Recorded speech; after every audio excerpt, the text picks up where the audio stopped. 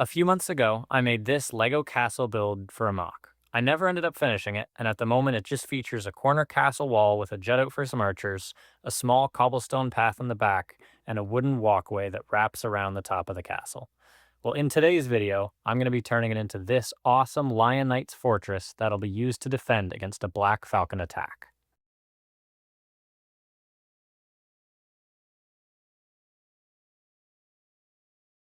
First, we'll start off by finishing up our castle wall. We'll add some blue and red banners to the entrance, giving the castle some of that Lion Knight's color. Moving to the walkway on top of the wall, we'll add some 1x1 brown supports on the end to hold up this custom-made canopy. The design is a bit simple and shows more stud than I like, but I didn't have any other pieces in these red or blue colors, so I had to make use of what I had. I liked the idea of giving my archers and lookout guards somewhere to keep watch in the shade to avoid getting too hot in all their armor and heavy clothing. Also, I knew that in real life, with no middle support, the cloth would sag down in the middle instead of rising up, but I liked the idea of making them look somewhat tower-like, so I built them like this instead. Moving to the other side of the wall, we'll do the same thing, adding another canopy to match the banners by the entrance of the wall. To decorate the arch above the entrance and add one last pop of Lion Knight's color, we'll add these wood flagpoles that support our blue and red flags. Lastly, we'll touch up the top of the wall by adding this custom bow rack that I made for our archers, as well as a barrel of arrows.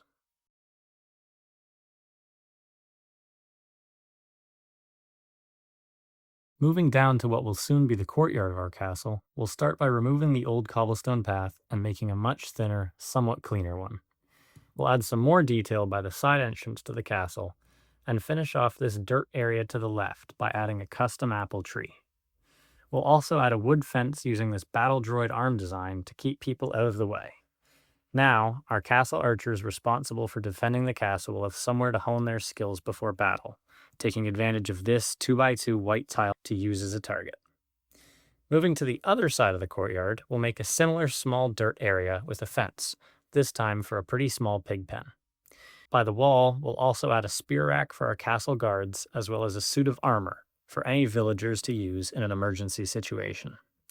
For the last big addition to the courtyard, we'll finish up the cobblestone path around the center, leaving quite a bit of space for our last area. With the walkway around the courtyard done, we'll lay down some foundation for our village well by putting some jumper plates on either side for the supports. I'll be using this semi-custom design, but it's quite inspired by this much nicer one I saw here on Rebrickable. I really liked the design, and while I didn't have all the parts, I also like what I was able to come up with. Now, our villagers have somewhere to fill their buckets and pots for any cooking needs. Finally, I'll add some leaves and vines all around the castle walls to add some color.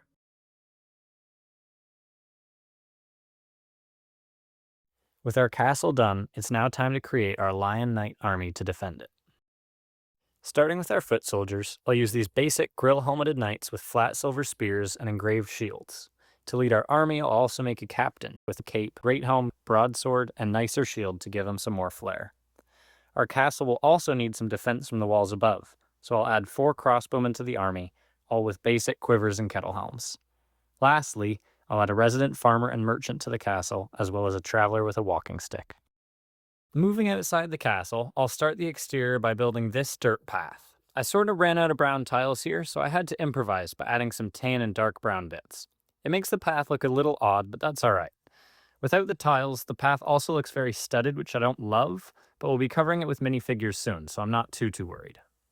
Moving to the left of the path, we'll add some elevated grass before I begin to put down some plants to make a nice field.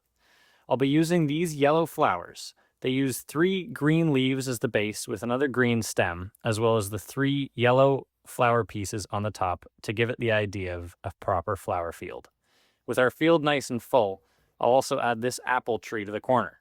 It uses a pretty basic build with some brown bits and green plant pieces, but it gives the field a little more life and provides some fun shooting practice for our crossbowmen on the wall.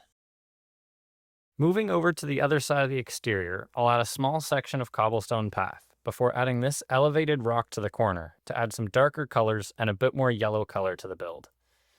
Moving back to the dirt path we built before, I'll fill in the area around it with some brown plates, leaving some space open for these small ruin builds, using some dark gray masonry bricks and a bit of sloping to give it the idea of a weathered old building. Now we can't leave the giant brown mess out in the open, so I'll have to cover it with some green tiles and more of the yellow flowers from earlier. With the build done, all that's left is creating the army that will lay siege to the castle. To start, I've made 2 hooded archers led by our black Falcon Ranger. The Ranger is probably my favorite character of the MOC, as he carries 2 swords, one in his hand and one on his back thanks to this handy satchel piece. Moving towards the bulk of the army, I'll add 2 more archers, this time with nasal helms, longbows, and black quivers. We'll also add a black Falcon King to lead our army, using an older gray hairpiece and a bit more bulky armor. For the foot soldiers of the army, I'll add 2 heavy swordsmen with knights and shoulder armor, before finishing it off with 4 light infantrymen carrying swords and black falcon shields. With the build complete and our armies ready, I can finally add the minifigures to the MOC, finishing up the scene of a huge siege on the Lion Knight's castle. While Lion Knight spearmen boldly defend their keep against the Black Falcon army, crossbowmen rain down fire from the castle walls, attempting to stop the king in his tracks. Inside, citizens rush to grab emergency armor and weapons in an effort to join the fight. This traveler, however, has gotten a bit scared and decides to abandon his visit, running out of town as fast as he can. After the massive attack and capture of the castle by the Black Falcons, all that's left in the yellow fields are the reminders of the lion's loss.